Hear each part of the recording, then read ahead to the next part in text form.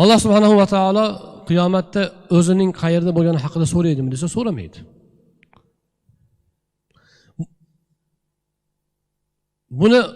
Buni biz aslida mana shu masalani hozir bu kishi aytayaptiki, biz shu masalani ommaga olib chiqish shartmi deyapti. Asli shart emas.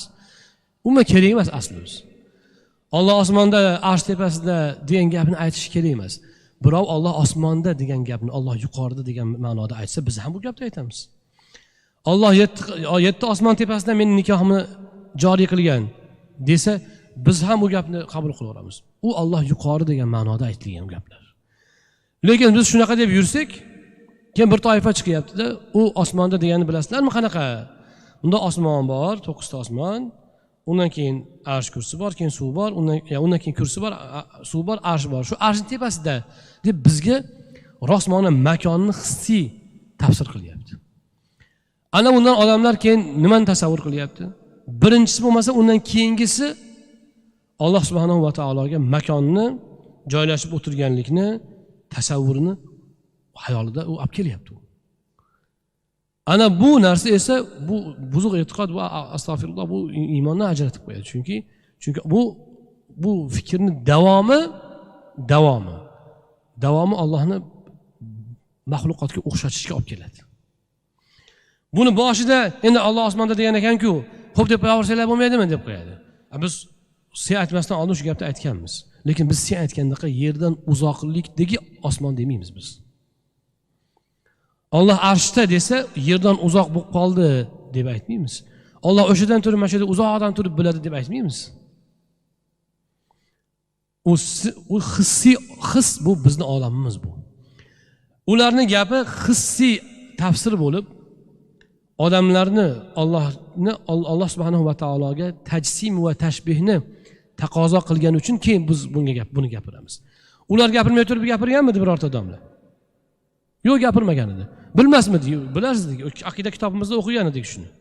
Shu oyatlarning tafsirini o'qiganmiz. Men bu oyatlarning tafsiri Hilol 92-yil, 3-yil chiqqanda o'qiganmiz masalan biz. Kerak bo'lsa, bolaligimizda o'qiganmiz. Lekin nega hech kim gapirmasdi buni? Chunki odamlar sof fitrati bilan Allohning yuqoridaligini biladi, bo'ldi, ketaveradi. Lekin uni mana 1-chi, 2-chi, 3-chi, 4-chi, 7-chi, 8-chi qilib qavatlab bergandan keyin u jismni taqozo qilgandan keyin gapirildi. Bu sahobalar vaqtida ham xuddi shunaqa bo'lgan. Sahobalar Alloh yuqorida degan fikr bilan, e'tiqod bilan ketavergan, tushunib ketavergan. Lekin mana bu to'g'ri chiqsiz arshga chiqasiz, tepasida Alloh turibdi degan e'tiqodni hech kim qilmagan.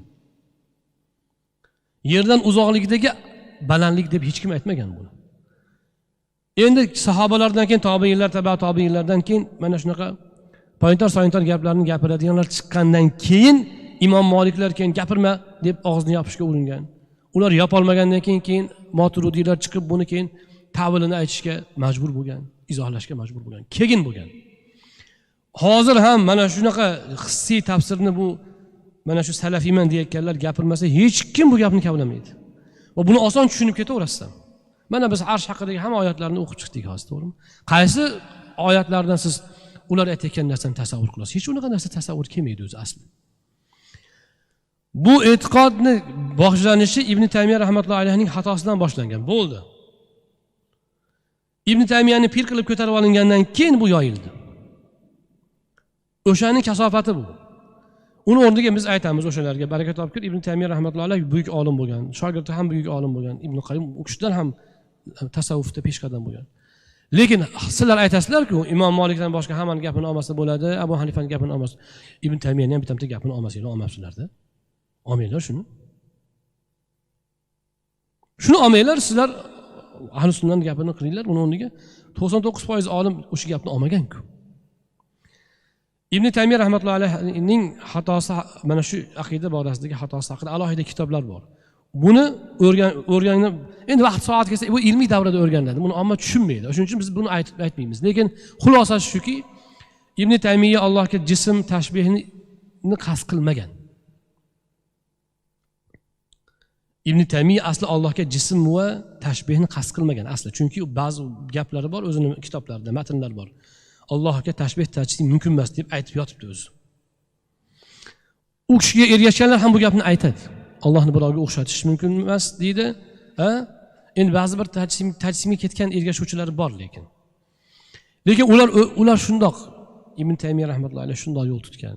U kishiga ergashganlar shundoq qoida qo'yganki, ular qo'ygan qadam tajsim va tashbihga olib kelgan. Mana gap mana shu joyda.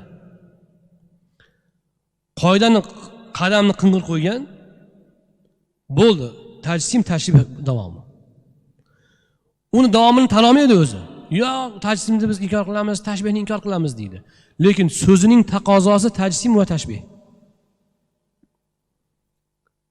O'shuning uchun biz buni qayta aytamiz.